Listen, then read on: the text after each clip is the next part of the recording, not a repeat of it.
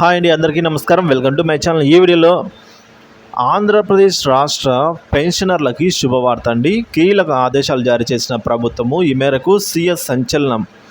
పూర్తి వివరాలను అయితే ఈ వీడియో ద్వారా తెలుసుకుందాం. వీడియోని ఎక్కడే కానీ స్కిప్ చేయకుండా ఎండ్ వరకు చూడండి, అప్పుడే పూర్తి ఇన్ఫర్మేషన్ అర్థమవుతుంది. అలాగే వీడియోకి ఒక లైక్ చేయండి ఫ్రెండ్స్.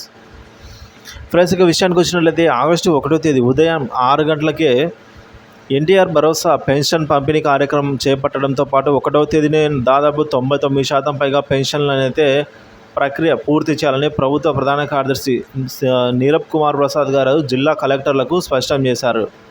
పెన్షన్ల పంపిణీపై మంగళవారం రాష్ట్ర సచివాలయం నుండి ఆయన జిల్లా కలెక్టర్లతో వీడియో సమావేశం నిర్వహించారు. ఈ సందర్భంగా ఆయన మాట్లాడుతూ ఆగస్టు నెలకు సంబంధించి 64,82,052 వివిధ రకాల పెన్షన్ల పంపిణీకి 2,770 కోట్లండి. సో ఈ మేరకు దాదాపుగా 3,000 కోట్లను విడుదల చేయడం జరిగిందని, ఈ మొత్తాన్ని కూడా బుధవారం మధ్యాహ్నంలోగా డ్రా చేసేందుకు ఏటీఎం దగ్గరికి వెళ్ళి ఎల్డీఎంలతో మాట్లాడి తగు చర్యలు అయితే తీసుకోవాలని ఆదేశించారండి. కలెక్టర్లకు స్పష్టం చేశారు. గ్రామవార్డు సచివాలయ సిబ్బంది 1వ తేదీ ఇంటింటా వెళ్ళి 96% 1వ తేదీనే పెన్షన్ల పంపిణీ అయితే పూర్తి చేయాలని, 2వ తేదీన 100% పెన్షన్ల పంపిణీ పూర్తి చేయాలని అయితే ఆదేశించారు.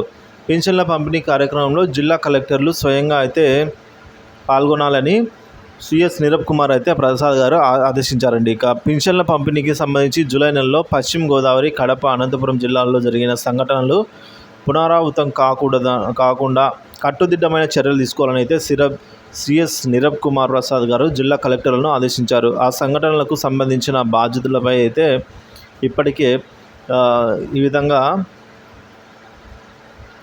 సో మొత్తానికైతే మనకి 1వ తేదీనే పూర్తి స్థాయి పెన్షన్లు అయితే అందనున్నాయి ఫ్రెండ్స్. ఈ మేరకు సిఎస్ స్పష్టం చేశారనమాట.